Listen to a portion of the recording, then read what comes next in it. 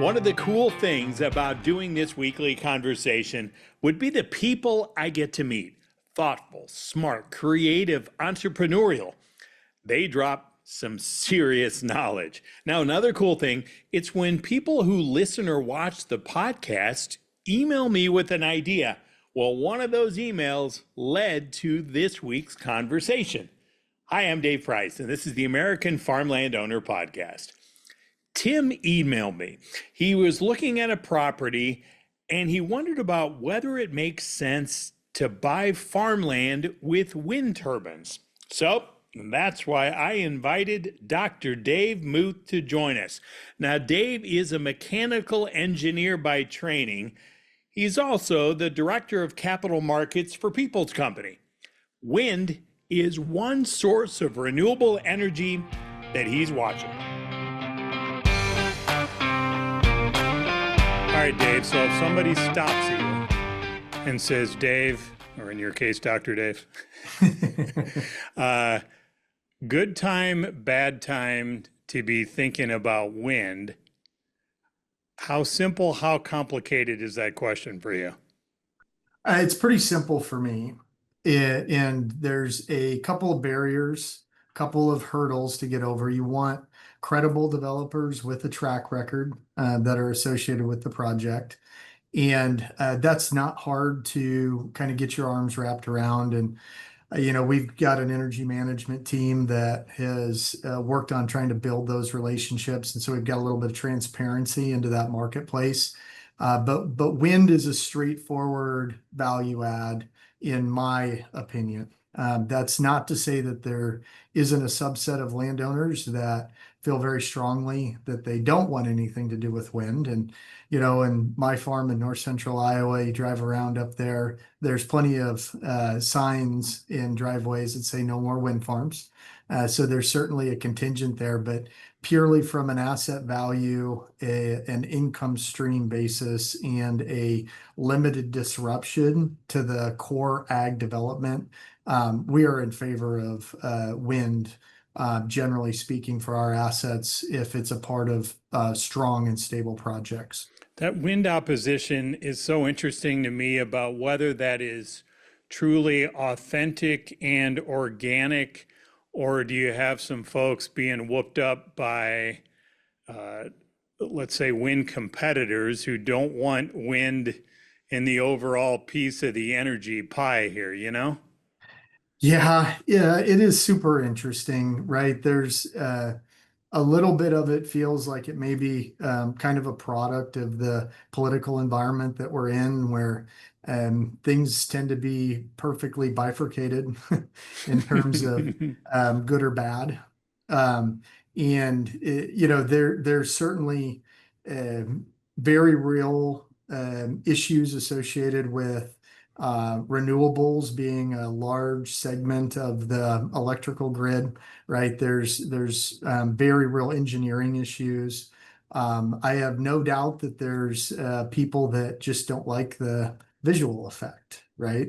And so where it sits in that spectrum feels like it's probably a little bit variable. And I think your point just around, taking advantage of this somewhat intense oppositional kind of environment to spin things up is probably an element that exists out there too.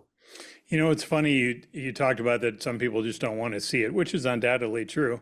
I was having a conversation with my mom. We grew up outside of St. Louis. We grew up in Illinois, but on the Illinois side of the river of St. Louis. And she talked about when she was a young girl, she and her older brother used to go to this big hill in Illinois that could look across and you could see the planes taking off in St. Louis, right? And I think they would kind of have fun with it and think about, oh, I wonder where they're going. I wonder where they're going. And mom and her brother didn't grow up with a lot of money, so they never really were on planes and traveling and all that kind of stuff. I think they took really short, mini little car trips, but that was it. And I was reminded of that as my family was traveling and driving across Iowa, Illinois. And when you see the farmland where they have multiple wind turbines there, and it's very it feels like it's almost slow motion. And I notice I have to kind of watch myself because it's almost too relaxing as I'm driving, because it just Yeah. totally chills you out and you're like, ah, and you can't hear anything. And I appreciate some people don't like it and all that kind of stuff, but there's something almost like movie like, and kind of that white noise you play at night, when you're in a hotel and it's super loud, whatever, and you're trying to block out the noise. But it's so like soothing and comforting sometimes just to kind of slowly watch it. It's better than counting sheep. Yeah, yeah, they absolutely can be mesmerizing, and the engineer in me, from my training, they're impressive structures from an engineering Oh, standpoint, certainly. And so I don't probably have that same feeling, but I can see where maybe some people don't like that on the landscape. okay, so let's talk about this. And I should say that um, I reached out to you, and we've had you on in the past a year and a half ago, whatever it was. A man named Tim in Texas had emailed me and said that I think he was looking at some property, and they were trying to figure out is wind the right way to go. And he brought up a lot of really good points. And I emailed him back, and I said, "Man, this might be a good topic for a podcast." And I was thinking, I think I know the guy to invite to see if he'll come on and share this. So I wonder if we could maybe begin with the federal changes, that Big Beautiful is making. I think the initial thought I had when they were debating a lot of this was that if they were going to sunset some of these wind credits early, maybe this is going to be bad for wind, right? And can it be a self-sustaining industry? Does it need some kind of government support in form of credits or whatever it is? Now that this is all sort of out there, and I appreciate we're still trying to unpack a lot of things, and some things haven't even started. Can you maybe start kind of from the big picture view of that federal legislation and what you think that does to the industry, and then we'll kind of drill into some specifics? Yeah, so there was definitely, as we saw the administration change, a little bit of a gridlock in a number of projects on the renewable side, and perhaps even the battery storage side. Hmm. In assets we're looking at and developers we're talking to, there was just a bit of uncertainty. It kind of slowed down some of the capital stack, and things just seemed to grind to a halt just a little bit. Um, as the, it, in That was understandable, right?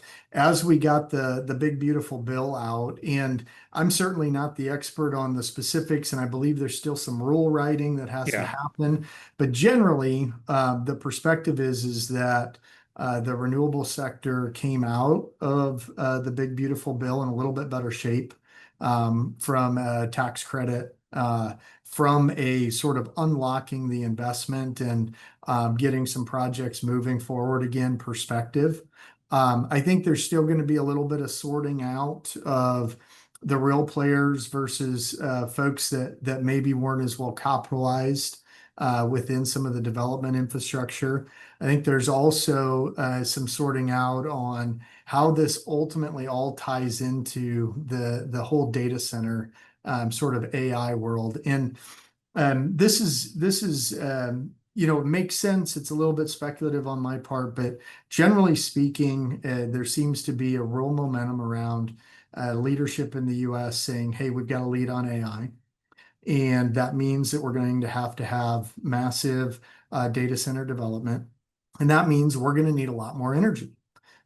Like we get into orders of magnitude as we see this build out, and that sort of lends itself to kind of the all of the above kind of construct. And certainly a lot of the big tech companies are worried about getting their energy with the lowest carbon intensity possible. And that's going to create additional dollars flowing into renewable development and battery storage from that perspective.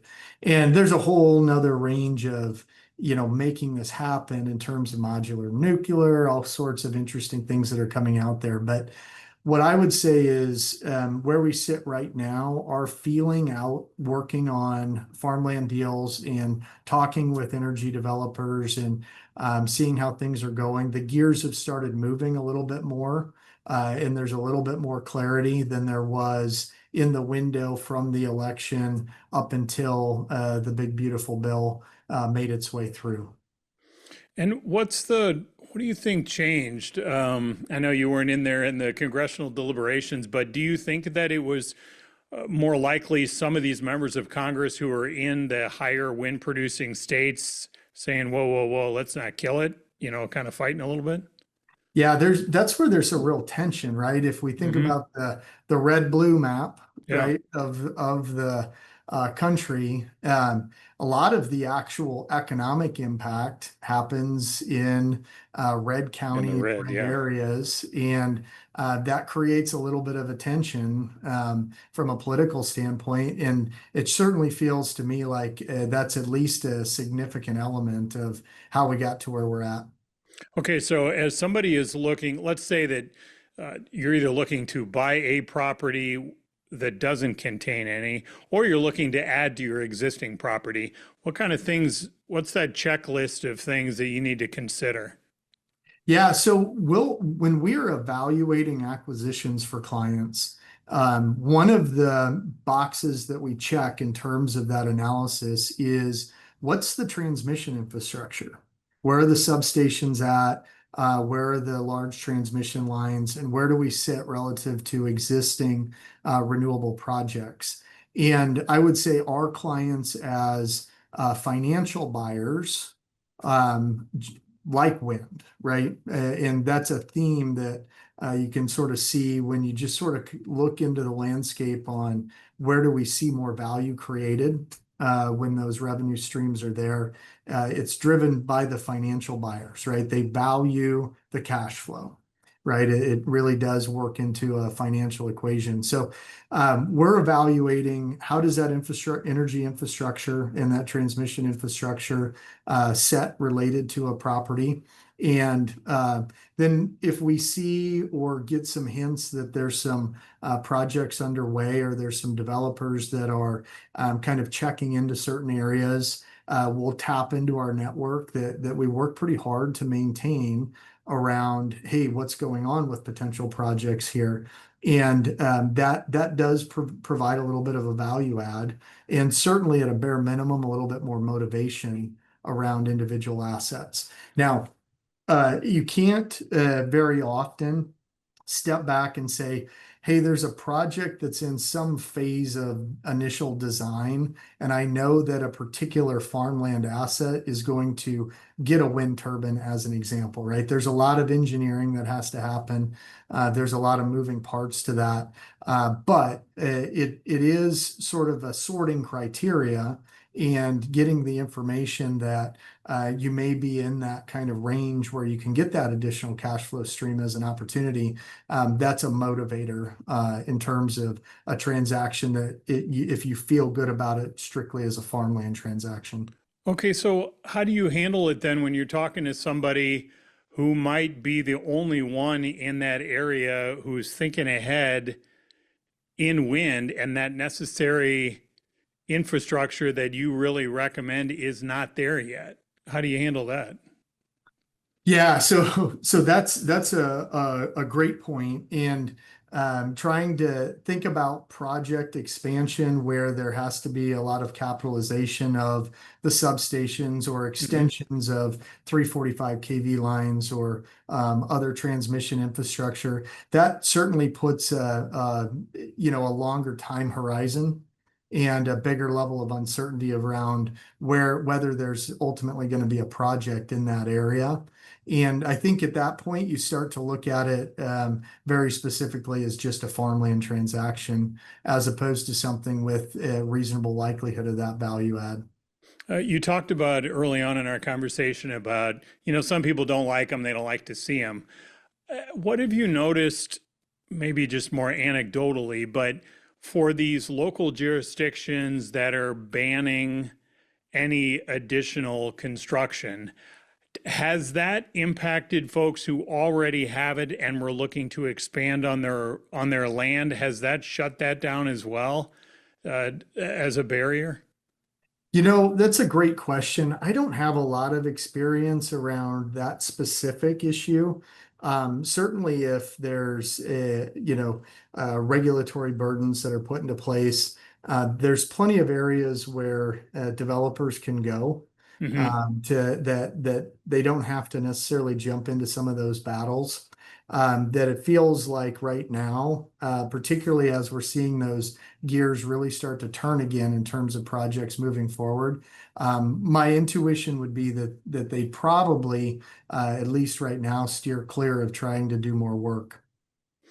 And are you seeing kind of a sweet spot? I guess I'm thinking of the number, are we looking at larger scale? There is one development I can think of in Iowa when we're driving across the state in the state of Iowa, particularly when I'm taking my son to one of his baseball tournaments on the eastern side of the state, and I live in the Des Moines area, and you look and they're everywhere. It's like the equivalent of like a sea of big sunflowers or something. Clearly, that's a multi-dozen development there. Like, is there kind of a sweet spot where people usually sort of jump in?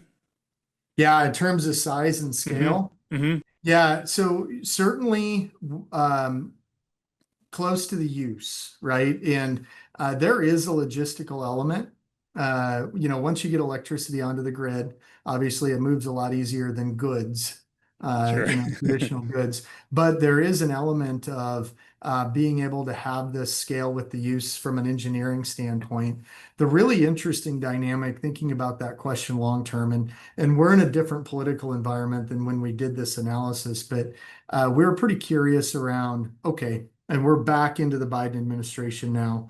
There was a study that came out of Princeton called the Net Zero America Study. And this is one of these kind of typical academic techno analysis studies that said, hey, my endpoint target is we're going to have a net zero economy by 2050 in the US. Okay. Okay.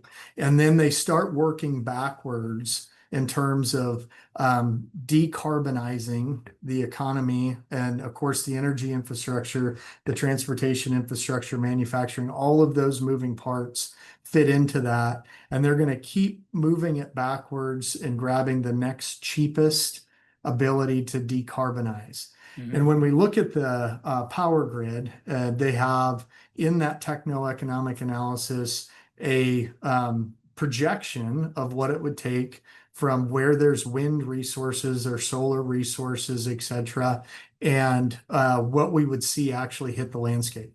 And so a little bit of context, and this is not a forecast. I'm certainly not saying this is how it's going to play out, but just to give a little bit of context, right now in Iowa, there's about 6,300 wind turbines Okay.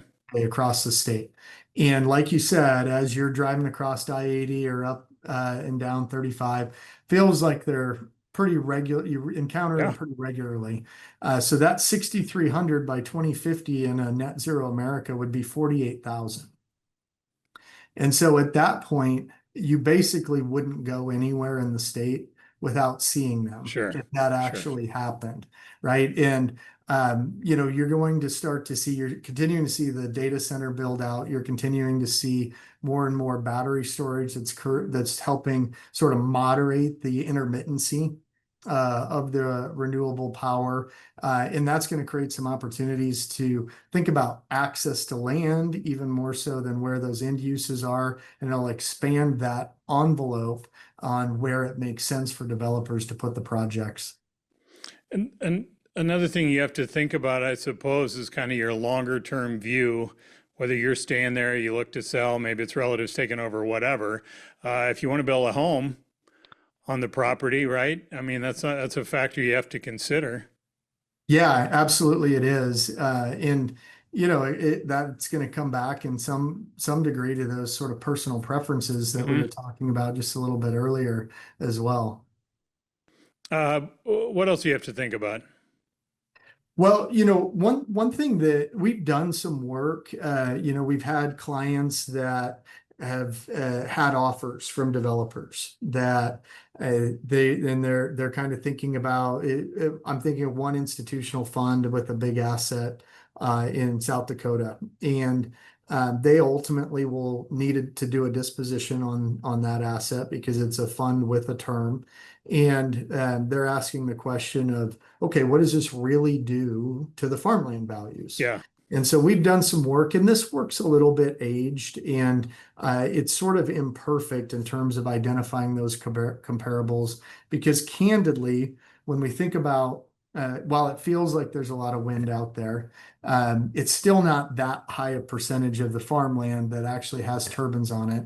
And we're talking about an asset class that turns over at, call it 1.5% to 2% a year. So actually finding comparable transactions with turbines on them, that's not a super rich data set. Sure. But we have done that work, and we've grabbed some wind developments where we could find some comparables that were farms of similar quality without turbines with turbines that have sold, and looked at a few different regions across South Dakota, Minnesota, certainly in Iowa, a little bit in Illinois, and a little bit of Indiana, and kind of lined it up. And ultimately, what we see is somewhere between about a 3% and a 16% premium on the land value. And 16% becomes a pretty big number, right? And that's where the revenue stream's really getting valued, what I'll say at full freight from a financial buyer. And the areas, when we look at that range on what happens, the areas where it's dominated by farmer buyers, right? And have a specific case in Northwest Iowa where we see a lot of farmer buyers, right? A lot of livestock production. They're continuing to aggregate land. It fits into a broader sort of multifaceted farm operation and building the balance sheet. The farmer buyers are not paying as much of a premium as the financial buyers, right? The investors that are coming in. And that's a little bit of where we see that variation start to come in. And so in that range that we saw of a few percentage points up to 15 real 16% real value adds, that comes back to those financial buyers and how much they're expecting a return on that capital relative to the wind turbine. It's the discounted cash flow. It's a very sort of financially driven analysis of how much value they put on that revenue stream. And we'll see that vary with our own clients to a degree on how much value they put on that revenue stream. But that's really the driver as we see it. And those regions on who are the dominant buyers and how much are investors playing and how much value do they put on that revenue stream is kind of where that starts to dial in on how much value add we see. I'm about 2 years into doing this podcast and more seriously kind of observing and learning about this space. And the one thing that, as I listen to you talk, I'm trying to envision myself, if this is my land, do I want to give up authority? I don't know if that's quite the right word, but give someone else access to this on my land, which shows my inexperience dealing with this. But that also has to be something you really need to think through. Well, it's not necessarily limiting a big chunk of your land or anything. You still have to allow that access, right? 100%. And there's, in many cases, in many of these developments, there's underground easements for underground cables. It's part of the electrical distribution infrastructure that sits in these various developments. And these easements are recorded. They're real things. They have to have consideration taken. And this is one of the reasons why we put quite a bit of effort into developing out our energy management team and the expertise in the business. People need help, right? Landowners need help. They need expertise. They need legal advice. They need contractual protections, right? Making sure that They're getting the right contractual protections when these development agreements are signed all the way into actually building out projects. And then specifically at a potential end of life for a project, Hmm. right? Hmm. Where there's appropriate bonding so that the land's going to be returned to its initial state. Yeah, so these are real considerations, and I think that making sure to have the right contractual protections is a big piece of it. We're certainly willing to help folks out with that. We've got some real expertise working in the business, having done a lot of these kinds of contracts over the years. That's a big part of that. And then making sure the right bonding's in place so that if something does go wrong, I mean, if you look at these are like 40 by 40 by 40 blocks of concrete Hmm. setting under the ground, Yeah. holding these things up. And as they get bigger, it's probably even bigger than that. These are real considerations. And I think as an individual landowner, you've got to make sure you're comfortable with the contract and what it provides for you. And then also have a real clean picture that that additional cash flow stream is enough incentive for the reality that I'm going to have easements on my land. What's ballpark? What's kind of the average? What can people expect per? Yeah, so the turbines continue to get bigger and bigger, right? So, and I may be a little bit off and a little bit aged in my numbers here, but the average turbine on this size on the 6300 in Iowa is going to be just under 2 kilowatts. And when we're starting to see much bigger turbines get put into place now, six or more potentially per tower, and that energy production is a big piece. It used to be $10,000 to $12,000 a turbine would be a number that you would start to see happen pretty commonly. Now we're seeing a lot of Annually, you're talking. yep, Hmm. annual payments, along with few bucks a foot, Hmm. potentially or more for the easements with the distribution infrastructure. Now we're seeing a combination of base fees with a production incentive, right? That based on how much electricity is actually produced. And what we're seeing is north of 20,000 a turbine, all in, is a pretty common kind of number And, annually. and I'm not, I didn't have you on here to try to sell wind to people necessarily. I wanted your advice and insight on a lot of this, but I'm thinking that, in light of the commodities market where you have some people knowing they're going to lose money after they work their butt off all year, this would seem to kind of build in that potential necessary cushion. If this is the aesthetics or everything, all the other factors you have to think your way through, this could be the difference of whether you end your year with something in the bank more than what you started with or not. Yeah, and certainly for folks, And I don't and mean that as a commercial, but just the reality of it. no, that's right. And one thing I may have misspoken, I may have said kilowatts when I meant megawatts Sure. earlier. But one thing that it is a factor, particularly as interest rates have gone up and Hmm. folks that are interested in using some leverage as part of a farmland investment strategy. It's a great tool for being able to service a little bit higher cost debt, boosting long-term IRRs, using that leverage. That's certainly a component. And then just the fact that we've seen asset values continue to move up, creating that cash flow as a mechanism to continue to grow portfolios and make it competitive in some cases from a annual return standpoint with other investments that are out there. That's an element that's real. Okay, I'm going to throw one at you here from way out in left field. Okay, I don't know if you've come across this. I'm just thinking about it as my head as I would process this. You're the developer. We come to an agreement. We get into this for a while, and I'm thinking, my wife all of a sudden hates this. So it's the aesthetics that, you have to discuss beforehand. But once we get in there and we're like, you know what, this ain't for us.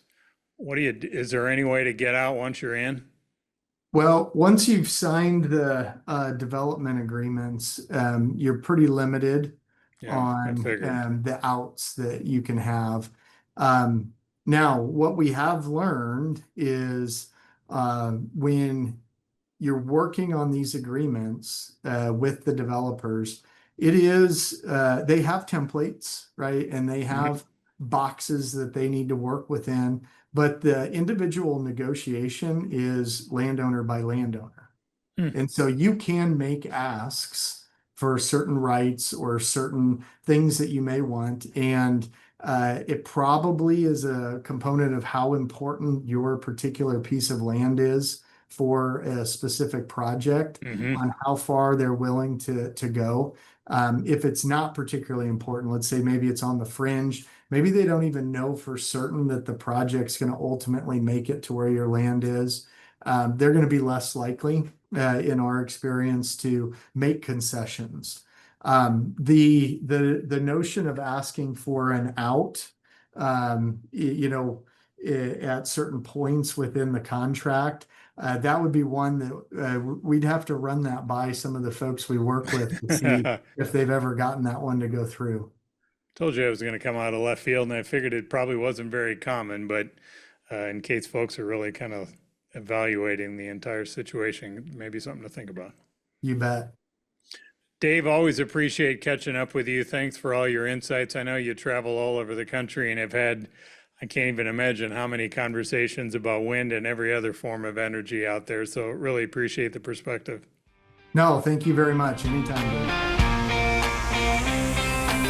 Our thanks to Dr. Dave. If you want to learn more about Dave Muth, check out our profile piece about him. It's in the American Farmland Owner newsletter. It's the place where landowners get their news. It comes out every Friday and it is free. Check it out now at AmericanFarmlandOwner.com. Sign up while you're there. Get the newsletter emailed right to your inbox.